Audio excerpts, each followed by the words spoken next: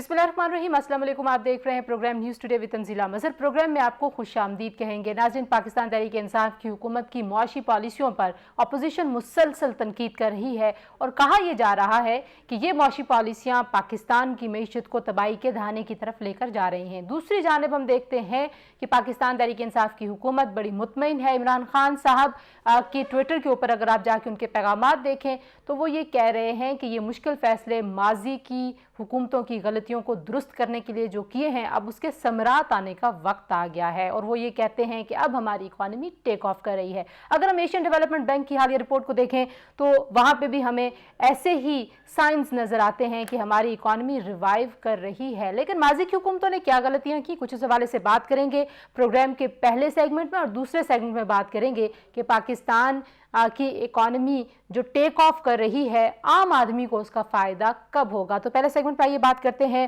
पाकिस्तान मुस्लिम league Nawaz के senior रहनुमा मिफ्ता इस्माइल साहब से, साबिक वज़ीर ख़जाना हैं। और दूसरे सेगमेंट में हमारे साथ मौजूद होंगे वज़ीर आज़म के मुआविन ख़ुसूसी बराए रेवेन्यू डॉक्टर वक़ार मसूद। मिफ्ता साहब, सबसे पहले आपको खुशामदीद कहूँगी, बहुत शुक्रिया हमें ज्वाइन इन करने के लिए प्रोग्राम में। वालेकुम अस्सलाम तंजीला, बहुत शुक्रिया। मिफ्ता साहब, एशियन डेवलपमेंट बैंक की अभी हालिया रिपोर्ट में पाकिस्तान की इकॉनमी को इम्प्रूवमेंट के वहाँ पे हमें सिम्टम्स नज़र आते हैं। कहा गया है कि काफ़ी रिवाइव कर रही है इकॉनमी। इसी तरीके से पाकिस्तान तहरीक इंसाफ की तरफ देखें तो उनके सोशल मीडिया पे जो क्लेम्स हैं वो कहते हैं कि पाकिस्तान की मईशत अब बेहतरी की समझ जा रही है, महंगाई भी कम हो रही है। लेकिन आपने जो चार्जशीट दी और आपकी जमात और पीडीएम के प्लेटफॉर्म की अगर बात करूं तो मुसलसल तनकीद की जा रही है कि हम मुआशी तौर पर मुकम्मल तबाही की तरफ जा रहे हैं। तो क्या ये जो इंटरनेशनल इदारे रिपोर्ट्स दे रहे हैं, इनकी रिपोर्ट्स को हम सच माने या आपकी तरफ से जो तनकीद हो रही है उसको सच माने? शुक्रिया तंजीला। देखें, ये सारी बातों को आप सच माने, वो उस रिपोर्ट को भी कॉन्टेक्स्ट में देखें और हमारी बातों को भी कॉन्टेक्स्ट में देखें। आपने बात शुरू करी थी कि ये सारी जो जो चीज़ें हैं वो पीछे उस पर डाल देते हैं। कभी कहते हैं कि बारिशें सही नहीं हुई इसलिए बारिशें सही नहीं हुई इसलिए फसल सही नहीं हुई। कभी बोलते हैं हमको इस मिनिस्ट्री ने वक्त पर नहीं बताया, उस मिनिस्ट्री, इनकी खुद की वजारतें हैं जिन्होंने नहीं बताया। आज खान साहब जो थे वो चीनी की प्राइस कम हुई तो उसकी क्रेडिट ले रहे थे, कुछ अर्से पहले जब बढ़ गई थी तो उसका इल्ज़ाम जो है वो किसी और पर डालते थे। वो मैं अहमद फराज के एक शेर से शुरू करूंगा ना, कि वो कहते हैं ना कि जो हीलिया घर है वो मजबूरियां तलाश करे, चराग हमने जलाए हवा के होते हुए। जब हम आए थे तो इन पेट्रोल भी महंगा था इंटरनेशनली, इन्फ्लेशन भी ज़्यादा पे आए थे, ग्रोथ पे भी कम पे आए थे। अल्लाह ताला की मेहरबानी से हमने इस मीशत को अंदर ग्रोथ लेके आए, इस मीशत के अंदर हमने नौकरियां दी, इस मीशत में हमने महंगाई को कब्जा किया, काबू किया। और जब से ये लोग आए हैं अब आप देखें कि महंगाई जो है वो आसमान को छू गई है। चीनी की कीमत जो थी वो हमने 5 साल तक 55 रुपये मेंटेन करी, उसको 115 ले गए। अब ये वो बजा रहे हैं, वो ढोल बजा रहे हैं 85 रुपये करने पे, जो कि 85 नहीं हुई है अभी रिटेल की दुकानों पे, लेकिन चलो हो जाएगी। लेकिन उस पे वो ढोल बजा रहे हैं, जबकि 115 पे ले गए थे और 30 की 55 रुपये से 85 कर ली। और इनकी खुद उसने कहा है इन्वेस्टिगेशन एजेंसी ने कि 60 रुपए के ऊपर नहीं होनी चाहिए। इसी सही। तरह आटे के ऊपर बिल्कुल सामने रह के चोरी करवाई है बुजदार साहब ने और इनके एहलकारों ने। और उसके बाद खान साहब ने कहा नहीं वो साउथ पंजाब से हैं, वो बैकवर्ड एरिया से हैं, तो थोड़ी बहुत करप्शन तो चलती है। अब आप देख लीजिए गैस के अंदर अरबों रुपए का, 122 अरब रुपए का तो एक तखमीना लगा है, उससे ज़्यादा अब नुकसान होना शुरू हो गया है। हर महीने जो है, इस महीने $40 मिलियन का दिसंबर में नुकसान हुआ, अब जनवरी में उससे ज़्यादा नुकसान होगा। और गैस नहीं मिल रही क्योंकि इन्होंने वक्त पे गैस नहीं ली अच्छा, और उस दिन पूरे मैं नदीम पाकिस्तान में बाबर गैस साहब की की शॉर्टेज गुफ्तगू था। सुन रही थी, इस पॉइंट पे एक सवाल आपसे पूछती चलो। वो ये कह रहे थे जी कि आपने अगर इस टेन्योर के किस वक्त में हमें ऑर्डर करना चाहिए, किस वक्त में ऑर्डर नहीं करना चाहिए, तो फिर तो आपको माजी की हुकूमत शायद हकान अब्बासी का जो ज़माना था बिलखुसूस, जिसमें ज़ाहिर है आप पाकिस्तान मुस्लिम लीग नवाज़ की लीडिंग इकनॉमिक टीम है, वो कहते हैं उनके खिलाफ भी मुकदमा होना चाहिए, क्योंकि ये बिल्कुल बेबुनियाद बात है कि हमने 4C सही नहीं किया या फोरकास्ट हमारी ठीक नहीं थी। तो इस पर आप क्या कहते हैं? हमने तो ये रिकॉर्ड टाइम में लगाए हैं, रिकॉर्ड टाइम में गैस खरीदी है। और जब भी हमने गैस खरीदी है दुनिया की सस्ती तरीन गैस खरीदी है। और आज तक अल्लाह की मेहरबानी से कतर से उस वक्त तक हमने दुनिया के सस्ता तरीन लॉन्ग टर्म कॉन्ट्रैक्ट किया था। हमने जो टर्मिनल लगाए थे वो दुनिया के सस्ते तरीन लगाए और आज तक इनको एक टर्मिनल नहीं दिखा सका नैब जो हमसे सस्ता हो।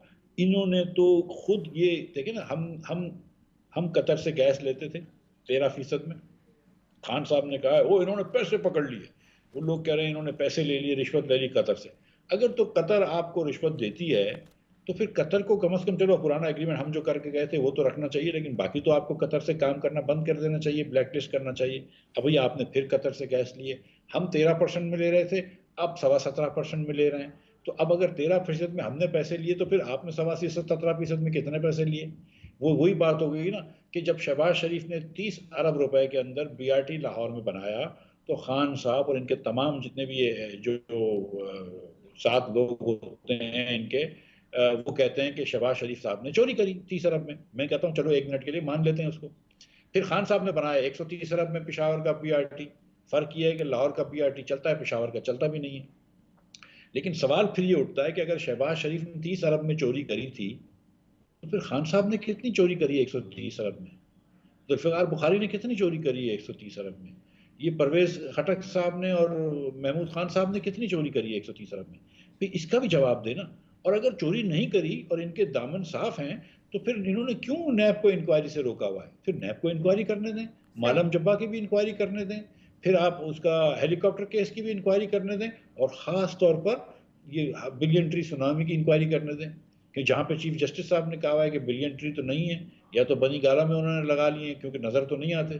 तो ये लोग जो पाकिस्तान के अंदर जितना आज करप्शन और क्रोनी कैपिटलिज्म और इनकॉम्पिटेंस का जो आज जो जो मिक्सचर शामिल है, जो इम्तजाज शामिल है, इतना तो पहले कभी जिस किस्म की चोरी और नाअहली का एक वो गुलदस्ता लेके आए हैं रियली पाकिस्तान के लिए खान साहब, कभी ऐसा तो कभी भी नहीं था पाकिस्तान में। अच्छा, मुझे इसीलिए आज ठीक है, पाकिस्तान मुझे मिफ्ता साहब ये भी बताइए कि आपके ऊपर और शाहिद खान अब्बासी के ऊपर जो मुकदमा चल रहा है, इख्तियारात के नाजायज़ इस्तेमाल का भी है, उसमें एलएनजी की कीमतों का भी मसला है, तो उसमें कितने सबूत अभी तक नैब ने किए हैं? क्योंकि अभी हम एलएनजी का एक और स्कैम देख रहे हैं इतना बड़ा, तो जाहिर है नैब अगर कोई प्रेसिडेंट सेट करेगा प्रूफ्स लाने का और चीज़ों को साबित करने का, तो हो सकता है कि कल आप लोगों की भी मदद हो सके। जो आज आप कहते हैं कि 15 बिलियन जो है वो नुकसान हो चुका है सरकारी खजाने को। नहीं, हम तो हैंडसम नहीं है ना, तो हमारे ऊपर ही केस होगा ना, इनके ऊपर तो नहीं होगा। तो एक तो ये गुजारिश है। दूसरी गुजारिश है कि देखिए हमारे ऊपर जो केस हुआ है, मेरे ऊपर और शायद अब्बासी साहब के ऊपर, वो एलएनजी की गैस खरीदने पे नहीं हुआ है, वो एलएनजी के टर्मिनल लगाने पे हुआ है। मैं एसएसजीसी का चेयरमैन था, मैंने इसके लिए बिल्कुल वोट दिया, और फिर अल्लाह ताला ने कभी मौका दिया, और फिर अगर इस किस्म की कोई बात आई तो मैं फिर इस मुल्क की खातिर इसको वोट दूंगा। और जितनी उस वक्त उसकी ज़रूरत थी, वो पूरा पाकिस्तान जानता है कि गैस की क्या ज़रूरत थी, और अगर गैस नहीं होती तो आज कैसा कुत्ते का हाल होता, ये भी सब पूरा पाकिस्तान जानता है। सही। तो मैंने जो किया है, मैं बिल्कुल फख्र करता हूँ। लेकिन मैं गुजारिश ये करता हूँ कि मैं अकेले ने वोट नहीं किया है, 15 लोगों ने वोट किया था, लेकिन एक ही आदमी को इन्होंने जेल में डाला, वो मुझको डाला। एक ही आदमी के ऊपर केस किया, वो मेरे ऊपर केस किया, बाकी किसी के ऊपर, एसएसजीसी के किसी वोट वाले के ऊपर केस नहीं किया। और क्या इख्तियारात होते हैं मेरे, या क्या इख्तियारात वजीर के होते हैं, ये कभी इन्होंने बताया नहीं। बस कह दिया कि इख्तियार का नाजायज, या इख्तियार का नाजायज आपने इस्तेमाल किया या तजावुज़ कर दिया है, लेकिन पहले डिफाइन तो करें कि होते क्या है एक डायरेक्टर के राइट्स, या होते क्या है एक वजीर के राइट्स। अभी तो ये हमने तो सुना एकदम है कि नैब की जो केसेस चल रहे हैं उनकी ज़रा कारकर्दगी को बढ़ाने के लिए और उसकी स्पीड को बढ़ाने के लिए कोई तेज़ी होगी, तो अब डू यू फोरसी के पीडीएम का प्रेशर भी अभी हुकूमत के ऊपर है, तो आप लोगों के खिलाफ फिर कोई ऐसी चीज़ें हो सकती हैं? दोबारा जमानत पे हैं आप भी, शाहिद खान अब्बासी भी, केसेस चल भी रहे हैं, क्या सूरत हाल बनेगी? देखिए, अब तक जो, मैं सच्ची बात है कि पीडीएम के जो जो जो प्रेशर कैंपेन है उसका फ़ायदा ही हुआ है। सच्ची बात यह है कि पीडीएम के जब से प्रेशर कैंपेन हुई है, तो देखें आपके चीनी की प्राइस कम हुई है, और ये बात दुरुस्त है कि चीनी की नई फसल आ रही है, तो इसकी एक वजह है। लेकिन देखें पिछले फसल जब आई थी तो इन्होंने नई स्कीम सोच ली चोरी करने की, कि एक्सपोर्ट कर दो, बुजदार से सब्सिडी दिलवा दो, ये कर लो वो कर लो। लेकिन इस बार ऐसी कोई मजाक नहीं हो रही है। पिछली मरतबा जब वीट की फसल आई थी, लेकिन फसल ही गायब हो गई, कोई कुछ अफगानिस्तान स्मगल करी, कोई मतलब आपने कैटल फीड में दे दिया, चिकन फीड में दे दिया आपने, मतलब लोगों को जो खाना था वो आपने मुर्गी को, गाय को खिला दिया। सही। तो इस बार अगर अल्लाह ने चाहा तो हमारी जितनी प्रेशर कैंपेन रही, तो ये जो नई, कम से कम मजीद नई चोरी जो है, इससे इनको हम इज्तनाब करने का प्रेशर देंगे। लेकिन मजीद चीनी की, आटे की, दवा, अद्वियात की, दूसरी चीज़ों की चोरी नहीं करने देंगे। और हमारी तो पूरी ख्वाहिश है और उम्मीद है कि जैसे हमारे प्रेशर से चीनी की कीमत कम हुई है, तो इस तरह प्रेशर से हमारे आटे की कीमत भी कम होगी। अच्छा, लेकिन अगर इनको महंगाई में कुछ कमी भी वाक़ई हुई है। पिछले कुछ हफ्तों का अगर आप ट्रेंड देखें तो रुपए की कदर डॉलर के मुकाबले में ज़्यादा हो रही है। दो हम पूरे लार्जर पिक्चर में कंपैरिजन करें तो शायद हम अभी भी बहुत पीछे हैं, लेकिन बहरहाल हमारी अपनी मार्केट में हम तीसरे नंबर पे हमारे रुपए की कदर बढ़ रही है। आपको लगता है कि अगर इन्हीं ट्रेंड्स पे इकॉनमी परफॉर्म करती रहे तो शायद पीडीएम के पास जवाब ख़त्म हो जाएगा? जो परफॉर्मेंस का आप बहुत गिला करते हैं और इल्ज़ामात हैं पीटीआई की हुकूमत के ऊपर कि उन्होंने ज़्यादा काम अच्छा नहीं किया।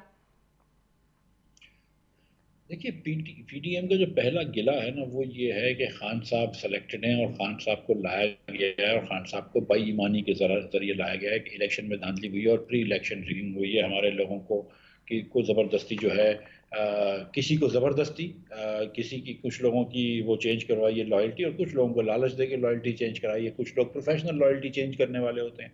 ऐसे भी लोग हैं जिन्होंने इस इलेक्शन में पीटीआई से लड़ाया, पिछले इलेक्शन में हमसे लड़ाया, उसके पिछले इलेक्शन क्यों में लड़ा, वगैरह वगैरह, और आज वो वजीर बैठे हुए। तो ऐसे बहुत सारे लोग हैं, लेकिन लेकिन ये कि प्री इलेक्शन रिगिंग भी हुई है, इलेक्शन डे भी रिगिंग हुई है और सारी चीज़ें हुई हैं। तो एक तो ये इसकी वजह से पीटीएम की मूवमेंट है, लेकिन मूवमेंट को जो दो चीज़ों ने दो तीन चीज़ों ने जो जो ताकत दी है, उसमें एक जो है वो आवाम के साथ जो इन्होंने महंगाई की है और जो बेरोज़गारी का जो तूफ़ान लेके आए हैं, तो इन दोनों चीज़ों से आवाम बड़ी परेशान हो गई और इसकी वजह से एक हमको ताकत मिली हमारी मूवमेंट को।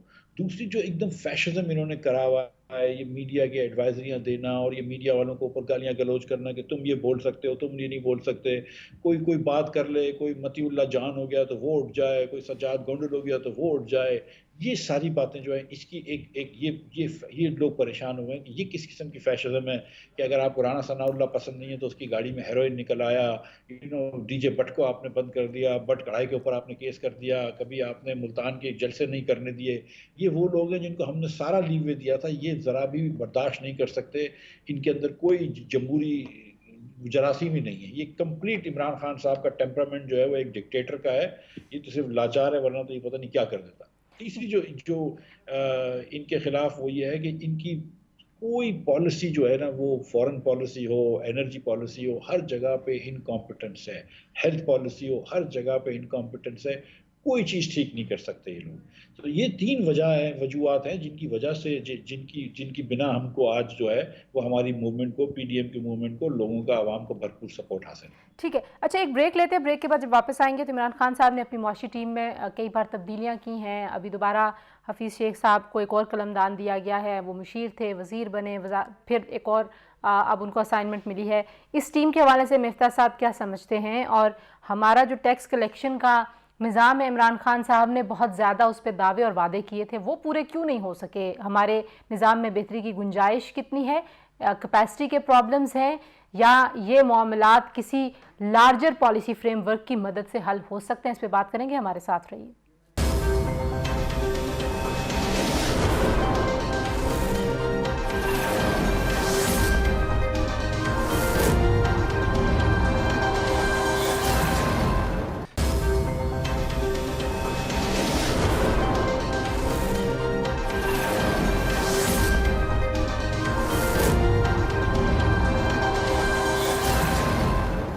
जी, प्रोग्राम में एक बार फिर खुश आमदीद कहेंगे। हम बात कर रहे हैं पाकिस्तान मुस्लिम लीग नवाज़ के सीनियर रहनुमा मिफ्ता इस्माइल साहब से।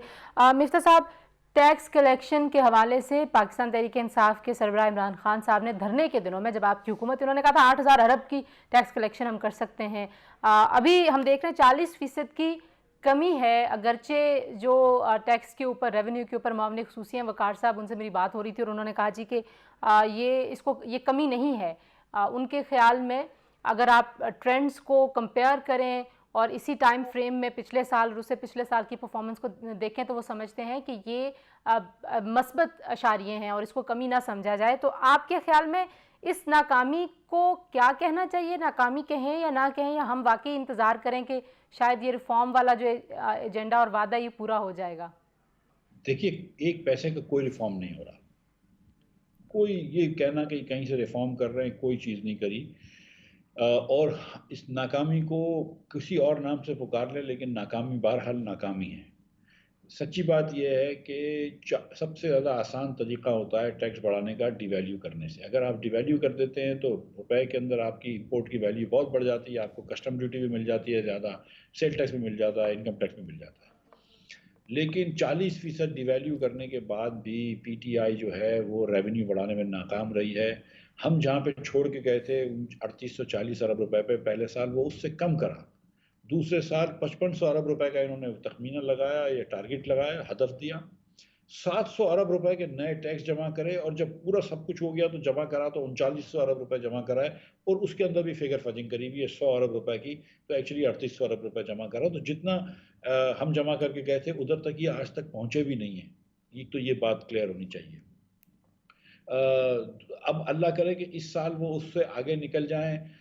तमाम इन्होंने जो नाअहल लोग हैं जिनकी कम सोच थी, जब उनको समझ नहीं आती थी, जो हमारे ऊपर बड़े बड़े दावे करते थे, खान साहब कहते थे मैं डबल कर दूंगा, और असद उमर कहते थे कि मैं डायरेक्ट टैक्स बढ़ा दूंगा, और शब्बर जदी साहब कहते थे कि मैं 5500 अरब रुपये दूंगा, सारे सारे के सारे लोग फेल हो गए। अब डॉक्टर वकार मसूद साहब को लेके आए, जो कि आपको पता है कि पुराने मंजेवे सेक्रेटरी हैं, हमारे साथ भी काम कर चुके हैं। तो देखें क्या होता है। लेकिन अब तक जो इन्होंने अपने हदफ पूरे ज़रूर कर रहे हैं, लेकिन वो हदफ जो है वो उससे बहुत कम है। जो इनको मेन हदफ है, जो 4900 अरब रुपए जो जमा करने हैं, वहाँ तक ये नज़र नहीं आ रहे। ये 4200-4300 अरब रुपए से ज़्यादा मुझे नज़र नहीं आता। तो या तो ये नया टैक्स लगाएंगे, या अपना हदफ पूरा कर देंगे, या आप देखिएगा जो जो सबसे ज़्यादा लाइकली बात है कि अभी ये कुछ अरसे बाद ये बातें शुरू कर देंगे कि क्यों ने 2017 में नून ने कोई चीज़ करी थी, लिहाजा 2021 में हम पैसे नहीं जमा कर मैं पाए। अभी कोई सवाल ना आपसे यही कोई करने लगी थी कि टैक्स रिफॉर्म का वादा तो जाहिर है हर गवर्नमेंट ने ही किया, तो आपकी गवर्नमेंट जो है विद होल्डिंग टैक्सेस बहुत ज़्यादा थे। अभी मैं आपका एक फोरम पे आपने गुफ्तगू की, हमाद अजहर साहब भी आपके साथ थे, आपने कहा जी कि जब तक डायरेक्ट टैक्स आप नहीं बढ़ाएंगे, जो डायरेक्ट टैक्स का नेट है उसको आप एक्सपैंड नहीं करेंगे, तब तक आपके मसाइल हल नहीं होते। तो आपके अपने दौरे हुकूमत में ये चीज़ें क्यों नहीं हो सकी? सिर्फ टैक्स कलेक्शन की बात ना करें, रिफॉर्म एजेंडे की बात करें, तो क्यों नहीं हो सकी? मैं फर्स्ट ऑफ ऑल वो जिस जिस फोरम पे, लंदन स्कूल ऑफ इकोनॉमिक्स के फोरम पे मैं हमाद में था, हमाद स्काई के साथ था। मैंने ये नहीं कहा कि आप जब तक डायरेक्ट टैक्स नहीं बढ़ाएंगे तो वो नहीं, आपके मसाइल हल नहीं हो सकते। हम डिफरेंट बात कर रहे थे कि मैं ये बात कर रहा था कि जब इनडायरेक्ट टैक्सेस पाकिस्तान में होते हैं, और ख़ास तौर पर इनडायरेक्ट टैक्सेस वो होते हैं जिसका खाने पीने की चीज़ों के ऊपर, कपड़े लत्ते के ऊपर, जो कि गरीब लोगों के ऊपर बहुत ज़्यादा इम्पैक्ट होता है। तो मेरी गुजारिश ये थी। ठीक और है। अगर आपने इनडायरेक्ट टैक्सेस लगाने या दूसरे टैक्स लगाने तो प्रॉपर्टी वगैरह का टैक्सेस आप बढ़ाइए, ताकि अमीर लोगों के ऊपर, हमारे उमरा के ऊपर टैक्स लगे। लेकिन हम जाहिर है कि वो क्योंकि उमरा की एक लॉबी होती है, तो हम गरीब लोगों के ऊपर ही टैक्स लगाना मुनासिब समझते हैं। तो पाकिस्तान के अंदर जो 25,000 रुपये की तनख्वाह वाला आदमी है, उसकी तनख्वाह का एक बहुत बड़ा हिस्सा टैक्स में आता है। लेकिन जो अरबों रुपए कमाते हैं, जैसे मिसाल के तौर पर जहांगीर तरीन साहब, तो उनको कोई टैक्स नहीं मिलता, बल्कि सामने सब्सिडी मिल जाती है। सर, आपके ज़माने तो में वेल्थ टैक्स के ऊपर डिबेट तो बहुत हुआ था, फिर क्यों नहीं लगा सके आप लोग? मैं तो वेल्थ टैक्स के कायल ही नहीं हूँ।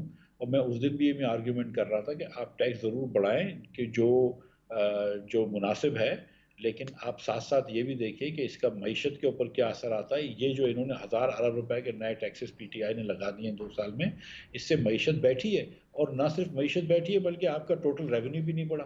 सही। अगर आप इस वक्त मिसाल के तौर पे अगर आप जो है वो एक, जैसे हम सेल टैक्स 17% है, और 17 की जगह अगर आप 1700% लगा देते हैं या 100% भी लगा देते हैं, तो आपका टैक्स रेवेन्यू नहीं बढ़ेगा, चीज़ों की सेल्स कम हो जाएगी, लोगों की इवेजन, टैक्स इवेजन बढ़ जाएगा, लेकिन मईशत को बहुत नुकसान पहुंचेगा। तो टैक्स जो है वो संभाल के लगाना चाहिए, सही। और समझदारी के साथ लगाना तो मैं चाहिए। अगर मैंने आपसे तो टैक्स पूछूं कि रेट आपके ख्याल में सबसे बड़ी नाकामी क्या है, जो जिसके ऊपर आप चार्जशीट करते हैं पीटीआई को, और आप कहते हैं कि आपने मैशत को ऐसी जगह पे लाके खड़ा कर दिया कि हम बहुत पीछे चले गए और हमें बड़ा वक्त लगेगा इसको रिकवर करने में, तो सबसे बड़ी वजह आपके ख्याल में है क्या? अरे, ये तो बहुत मुश्किल सवाल आपने पूछा है कि इमरान खान साहब की और इनकी टीम की नाकामियां जो है, उसके अंदर एक नाकामी को निकालना तो जो बड़ी मुश्किल बात है। लेकिन चलें, कोशिश करते हैं। देखिए, हम जब छोड़ के गए थे तो 312 बिलियन डॉलर इस मुल्क की जीडीपी थी, ग्रॉस डोमेस्टिक प्रोडक्ट, यानी कि हम तमाम पाकिस्तानियों की अगर आमदन मिला लें तो 312 अरब डॉलर पहुंचती थी। आज वो 264 अरब डॉलर है। पाकिस्तानियों को रियल टर्म्स में इन्होंने पिछले दोनों साल में और इस वाले साल में भी गरीब करेंगे। पहले साल इन्होंने हमको आधा पौना फीसद गरीब कर दिया, जो कि बहुत बड़ा नंबर होता है पूरे पूरे मुल्क के लिए। दूसरे साल इन्होंने हम पाकिस्तानियों को 3% गरीब कर दिया, और इस साल जो है वो फिर 1%, 1.5% गरीब करेंगे। इस वक्फे के अंदर हिंदुस्तानी जो है वो हमसे 10-20% अमीर हो गया, 10% अमीर हो गया, बांग्लादेशी हमसे अमीर हो गया।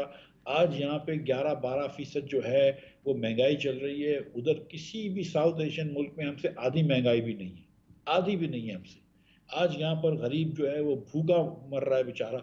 आज आटा चीनी के लिए तरस रहा है, टमाटर के लिए तरस रहा है, आलू जो है उसकी पहुंच से बाहर हो गया है, तेल उसकी पहुंच से बाहर हो गया है। तो ये जो है ना, मैं आपको बताऊं कि हम बड़ी स्टेटिस्टिक्स यहाँ की वहाँ की दे सकते हैं फैंसी, लेकिन सच्ची बात यह है कि इस महंगाई के अंदर, फूड इन्फ्लेशन के अंदर और अनएम्प्लॉयमेंट से जहाँ पे इन्होंने 1 करोड़ लोगों को मुफलिसी की तरफ ढकेल दिया, ये सबसे बड़ा इस मुल्क इस हुकूमत का जो है वो सबसे बड़ी चार्जशीट ये है। आखिर में मैं आपसे मीशत पीडीएम के बारे में भी कुछ बात करना चाहती हूँ। आज हुकूमत की तरफ से कुछ इख्तियारात दिए गए हैं सेक्रेटरी, जो होम सेक्रेटरी हैं उनको, कि वो रियासत के ख़िलाफ़ उकसाने के मुकदमात दर्ज कर सकते हैं, और इस तरह के मुकदमात हमने पहले भी देखे थे लाहौर में। आपको लगता है कि कोई बातचीत की राह निकलेगी या सिचुएशन ख़राब होती हुई देखते हैं? आपकी अपनी सोच क्या कहती है? पीडीएम के लीडरान बतेरी मरतबा ये कह चुके हैं, और ये बात बिल्कुल सही है कि हम अब इस हुकूमत से बात नहीं करेंगे। ये इनकी नीयत भी साफ़ नहीं है, ये गुड फेथ में निगोशिएट भी नहीं करते, और ये झूठ बोलते हैं, और इनके पास वो इख्तियारात भी नहीं है कि जिसके तहत वो निगोशिएट कर सके। तो हुकूमत से तो कोई बात नहीं होगी। लेकिन हमारा ये मुल्क है, मतलब हम इसके किससे मुल्क के बात स्टेक होगी? अगर हुकूमत से नहीं होगी तो आप कैसे, मतलब बात होगी नहीं या किसी से होगी? किसी ना किसी से तो बात होगी। बात करना सियासतदान का तो काम ही होता है, बात करना। लेकिन एक एक शख्स जो कि झूठा हो, जिसके ऊपर हम एतबार नहीं कर सकते, एक शख्स जिसके ऊपर एतबार भी नहीं है और इख्तियार भी नहीं है, उससे क्या बात होगी? लेकिन जो समझदार हल्के हैं उनसे बात होगी, जो बाइख्तियार हल्के हैं उनसे बात होगी, जो बा एतबार हल्के हैं उनसे बात होगी। तो बातें करने में तो कोई अर्ज नहीं है।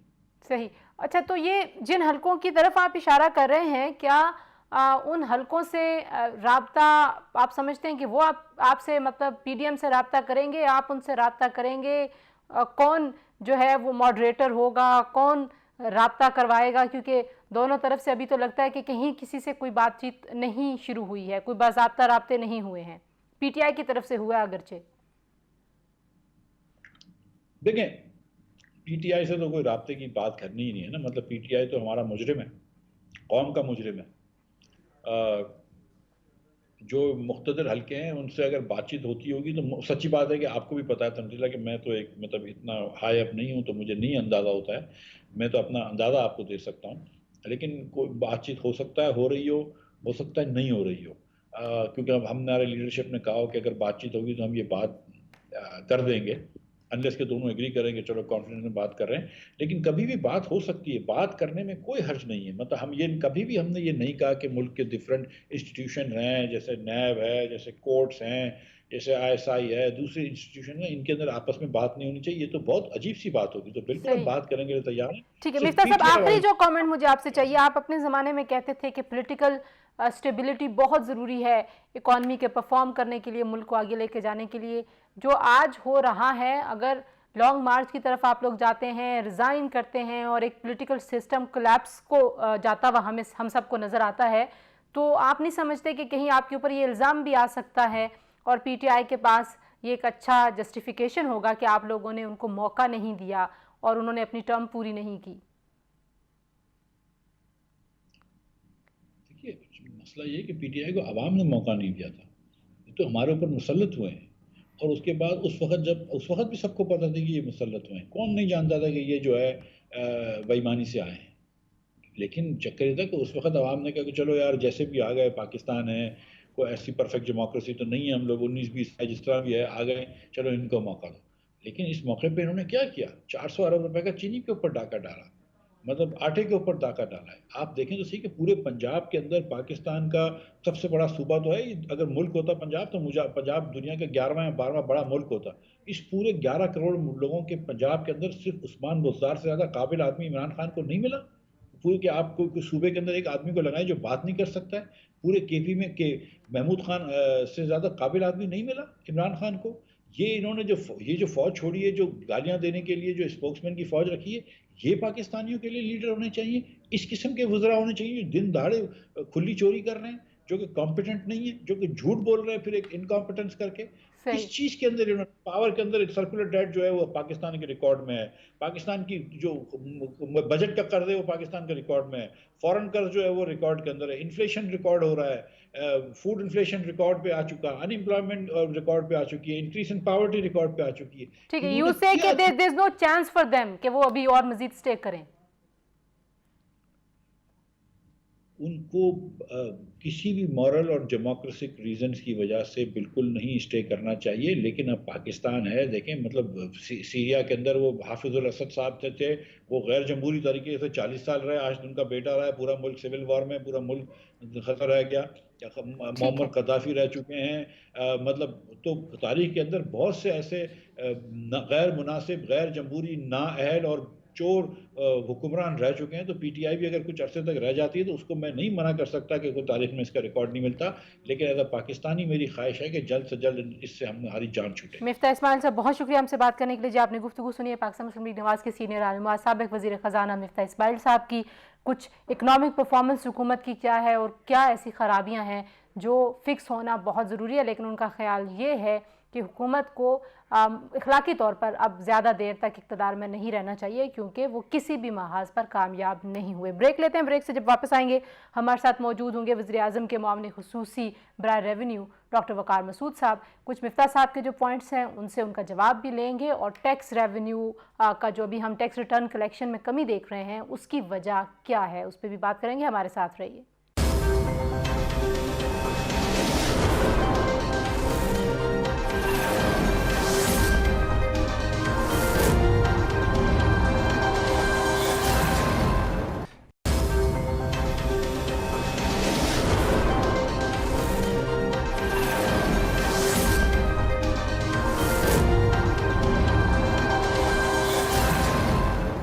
जी, प्रोग्राम में एक बार फिर आपको खुशामदीद कहेंगे, और अब हमें ज्वाइन कर रहे हैं डॉक्टर वकार मसूद साहब। किसी तारुफ के मोहताज नहीं हैं, वज़ीर आज़म के मामले खुसूसी हैं बराए रेवेन्यू। और अगर हम पाकिस्तान की इकॉनमी और फाइनेंशियल मैटर्स के ऊपर बात करें तो हमेशा से डॉक्टर साहब की जो राय है वो बड़ी मुस्तनद समझी जाती है। डॉक्टर साहब, बहुत शुक्रिया ज्वाइन इन करने के लिए। सबसे पहले तो आपसे यही सवाल है जी कि जो टैक्स रिटर्न्स फाइल हुए उसमें 40% की कमी मीडिया रिपोर्ट्स में हमने देखी, और जो स्टैटिस्टिक्स के इदारे हैं वो भी कह रहे हैं कि कमी हुई है। इस कमी की वजह क्या है डॉक्टर साहब? मेरे ख्याल में ये गुमान उन लोगों का ठीक नहीं है, क्योंकि हमने 8 दिसंबर की तारीख जो मुकर्रर की थी, हमने उसके अंदर कोई तब्दीली नहीं की, और हमें बहुत ही हौसला अफजा नताइज जो हैं वो हासिल हुए हैं। हमें देखना है कि पिछले साल इस मुद्दत के अंदर कितने रिटर्न्स आए थे और कितना टैक्स वसूल हुआ था। ठीक है। तो हमारे पास जो रिटर्न्स आए थे वो 17,30,000 थे, और उसके मुकाबले में हम 18 लाख से ज़्यादा हमारे रिटर्न्स आए। और फिर हमने क्योंकि एहतमाम किया इस बात का कि अगर किसी को तकलीफ़ है वाकई तो वो एक दरख्वास्त दे दे और हम उसके लिए फ़र्दन तौसी कर देंगे। तो उसके ज़रिए से जो तौसी की दरख्वास्तें हैं वो 3 लाख हैं, तो 18 में आप 3 को मिला लें हकीकतन तो हमारे पास 21 लाख के रिटर्न्स हैं। और हमें जो टैक्स मौसूल हुआ है वो 22 अरब रुपए से कुछ ज़्यादा है, जबकि इसी मुद्दत के अंदर सिर्फ 13.5 अरब रुपए जो हैं मौसूल हुए थे पिछले साल। तो लिहाजा ये कहना कि नंबर्स जो हैं ख़राब हो गए हैं। देखिए, एक बात मैं और कहता चलूँ कि ये जो टैक्स रिटर्न्स हैं वो अभी भी फाइल हो रहे हैं, सही। लेकिन वो लेट फाइलिंग है और उसमें थोड़ी बहुत पेनल्टी जो है उसका सामना करना पड़ेगा टैक्स गुजारों को। अच्छा डॉक्टर साहब, अभी मिफ्ता इस्माइल हमारे साथ थे आपसे पहले, और वो ये कह रहे थे कि अगर हम जो इनडायरेक्ट टैक्सेस हैं उसमें कमी करें जिसका ज़्यादा बोझ आम आदमी पर पड़ता है तो ये सारी सूरत हाल बेहतरी की तरफ जा सकती है। तो पहले तो ये बताइए कि आप उनकी राय से इत्तेफाक करते हैं, और अगर हाँ तो इस सिलसिले में आप लोग क्या फ़ैसले कर रहे हैं, क्या इकदाम ले रहे हैं? देखिए, हमारे जो असल टैक्सेस हैं वो इनकम टैक्स है, और उसके साथ सेल्स टैक्स है जो वैल्यू एडेड मोड में है, और वो भी जो है दर हकीकत वो उसमें डायरेक्ट टैक्स की खुसूसियात होती हैं जब स्टेज बाय स्टेज वो गुजरता है, क्योंकि वो वैल्यू एडेड पर होता है। लिहाजा हम इससे आगाह हैं और हम कोशिश कर रहे हैं। देखिए, जो लोगों तक पहुंचने की बात है, जो रिटर्न्स नहीं आ रहे और लोग मतलब बैठे हुए हैं आराम से और कहते हैं कि हम नॉन फाइलर हैं और हम ज़्यादा टैक्स देने को तैयार हैं, लेकिन आप हमें नॉन फाइलर रहने दें। हम नहीं रहने देंगे उनको। हमने ये नॉन फाइलर की कैटेगरी सिर्फ और सिर्फ इसलिए निकाली थी कि लोगों को आसानी हो जाए, लेकिन जब वो एक दफ़ा खरीदो फरोख्त कर लें, उसके बाद हम उनके पास जाएंगे और कहेंगे, सर आप क्यों नहीं है टैक्स गुजार, सही। आपको होना चाहिए। और बहुत कम, यानी जो लोग देखें ना, जो लोग विदहोल्डिंग कटा रहे हैं, प्रॉपर्टी खरीद रहे हैं या कार खरीद रहे हैं, वो तो मतलब उनके ऊपर तो ये जिम्मा आता है कि वो अपना रिटर्न फाइल करें।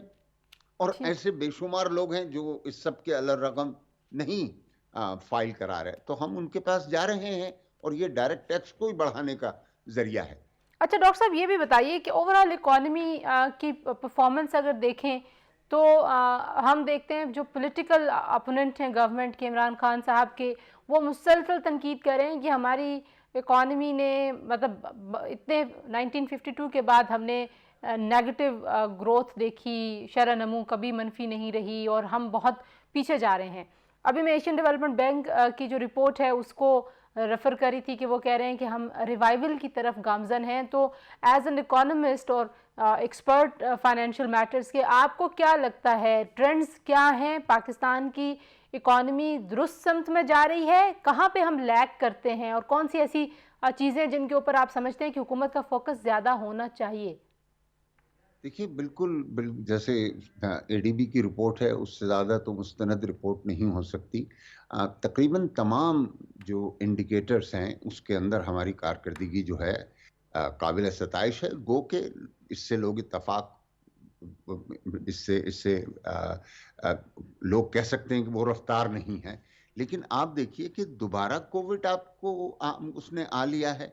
और आज जिस अंदाज से आज के भी जो बयानात हैं उन लोगों के जो इस शोबे से वाबस्ता हैं, वो कह रहे हैं कि ये पिछली लहर से भी 3-4 गुना जो है ये सख्त लहर है। ठीक है डॉक्टर साहब, बहुत शुक्रिया हमसे बात करने के लिए। जी। डॉक्टर वकार मसूद मामले खुसूसी वज़ीर आज़म के रेवेन्यू पर हमसे बात कर रहे थे जी, और उन्होंने कहा कि ट्रेंड्स बिल्कुल पॉजिटिव हैं, पाकिस्तान की इकॉनमी बेहतरी की तरफ जा रही है और आने वाले दिनों में फूड आइटम्स की कीमतों में मज़ीद कमी हम देख सकते हैं।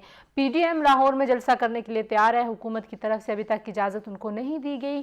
कल लाहौर में क्या समा होगा, कैसे सियासी जमातें इस पूरी सिचुएशन को टैकल करती हैं, नए वज़ीर दाखिला शेख रशीद अहमद हैं, उनके आने की वजह से क्या तब्दीलियां हम हैंडलिंग में देख सकते हैं, कल इस पे बात करेंगे जी। आज के लिए इतना ही, हमें इजाज़त दीजिए। अल्लाह हाफ़िज़।